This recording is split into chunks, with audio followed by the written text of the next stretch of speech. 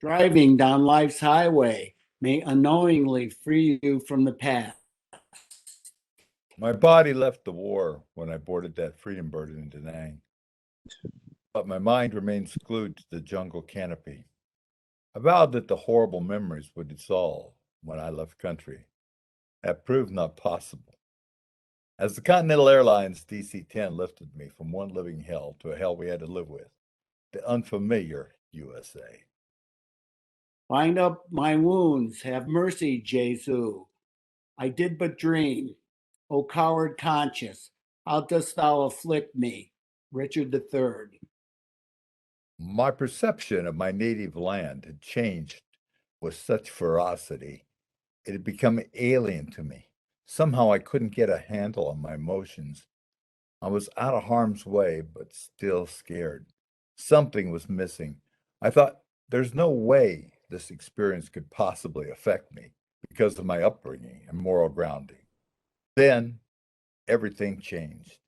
In my mind, I could never leave the bush. The American dream, hope in the future, seemed like a distant memory. I couldn't shake the emotional baggage I collected during combat. My youthful exuberance was lost, now to shame and guilt. I needed to forget the horrors. This burden weighed heavy on my psyche and has never left.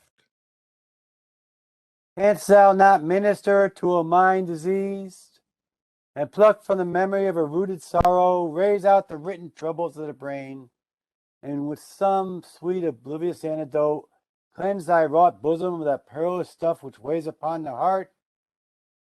Therein the patient must minister to himself. Macbeth. All I could do was temporarily mask the pain. In 1970, there were a multitude of costumes to fit any mask.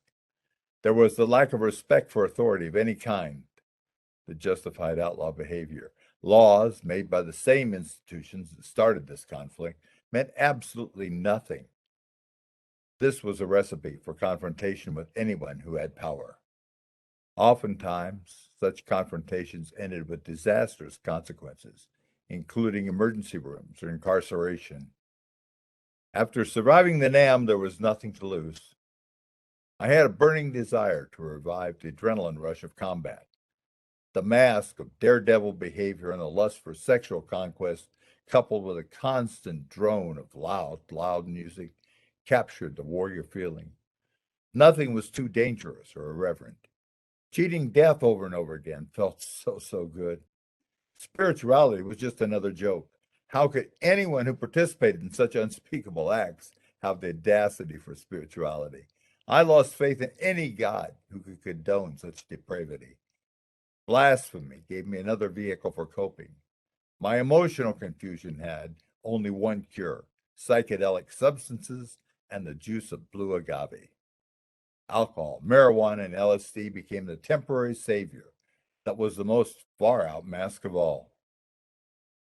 Yes, expanding the mind with foreign substances would sort out my confusion and arrange it into proper perspective, while eventually leading me to spiritual healing. Yes, drugs and reading books would be the answer to my enlightenment. This hippie dream sounded wonderful, but forgot to mention the hangovers. In my world, there was no room for honest, meaningful labor. The Christian work ethic did not go along with full-time escapism. I tried to fit into the workforce, but the mundane routine just brought back the horrors. After all, when you spend all of your time trying to kill yourself with thrills, there's no time for societal endeavors. Besides, I was too tired to work every day anyway. Remember, there's no such thing as too much fun.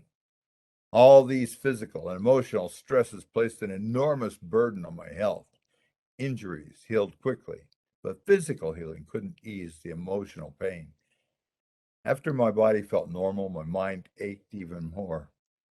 How long could I keep this pace up? I needed relief and to feel the well-needed peace everyone deserves. To be or not to be? This is the question. Whether 'tis nobler in the mind to suffer the slings and arrows of outrageous fortune, or to take aim against them, the sea of troubles, and opposing end them. I did not want to die. The only comfort was looking at the reality deep within the mirror. I could gaze directly into the glass and feel the depths of my soul, looking through pale blue eyes at a future that seemed futile. The pain of guilt ruled my future. My future was bleak at best. I needed to release myself from the guilt that prohibited me from enjoying life to the fullest. I looked deeply. I could only picture her eyes. Those eyes pierced me like daggers every time I tried to sleep. They were the eyes of an old mama-san who was in the wrong place and definitely the wrong time for me. That wrinkled, defenseless crone was the unfortunate recipient of a grenade I threw into the bunker where she was hiding. We were ordered to blow up all the bunkers to ferret out any enemy taking refuge. I pulled the pin and rolled the frag into the hole when an old lady poked her head up around the corner of that underground maze. She looked so innocent at me with those piercing eyes that felt the anguish of that misunderstood land. She knew her fate. There was nothing I could do to save her. The die was cast, but in those few seconds before detonation, I saw in her face and the hopelessness of the situation. She was crying out for relief, but all I could do was watch her die.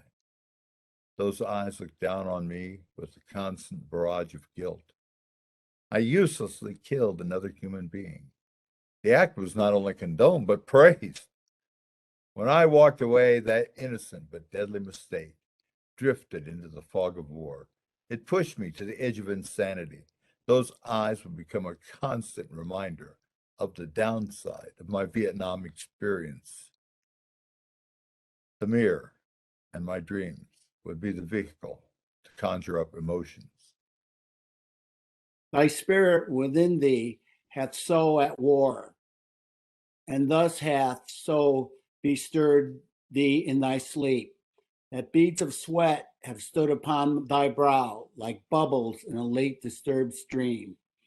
And in thy face strange motions have appeared, such as we see when men restrain their breath. Oh, some great sudden hath. Oh, what portents are these? Henry IV, Part 1. From that reflection, it was clear what needed to be done. On a rainy summer night, I got into my MGB and drove alone, south to the seat of government, Washington, D.C. No one had any idea where I was headed, or did I tell anyone of my sojourn for many years. It was something I just had to do on my own. Not too many people could understand anyway. With a six-pack of beer and a Purple Heart on the seat beside me, I drove like the wind. The top was down while it rained. Still I drove as if I was on one final mission. The stinging rain dripped down my long hair, allowing it to stay in place. Raindrops and a soothing wind on my face cleansed away all doubt and placed clear resolve on what needed to be done. I drove into the storm, oblivious to my surroundings. Connecticut, New York, the entire New Jersey Turnpike, Delaware, and Maryland breezed by in an instant. In the blink of an eye, I stood in front of 1600 Pennsylvania Avenue. The six-pack was gone, but I was clear-headed and focused. The White House stoically guarding the leader of this great nation, Richard M. Nixon. His power was unrivaled throughout the free world. He could pull the plug on Vietnam any time, and the country would reelect him in a landslide without the embarrassment of Watergate. Anyway, he and the rest of the short-sighted politicians were stuck in that stay-the-course mentality. All he had to do was ask the 63,000 dead if the war was worth keeping the Vietnamese people from embracing communism. Can honor set to a leg? No. Or an arm? No. Or take away the grief of a wound? No. Honor hath no skill in surgery, then. No. What is honor? A word? What is in the word honor? What is that honor? Air? A trim reckoning. Who hath it? He that Doth he feel it? No. Doth he hear it? No. 'Tis insensible then, yea, to the dead. But will it not live with the living? No. Why? Detraction will not suffer it. Therefore, I'll none of it. Honor is a mere scutcheon, and so ends my catechism. Henry IV, Part 1. If he asked me, I'd certainly explain the situation in detail. Since that was not likely to happen, I decided to show my displeasure for the entire fiasco in my own private way. I took my Purple Heart and flung it in the air. That symbol of gallantry felt heavy in my hand. It sailed over the fence like a tiny unguided missile, landing with George Washington looking in my direction. Security lights reflected his image encased in that ounce of pure gold. Instant jubilation flooded my entire being.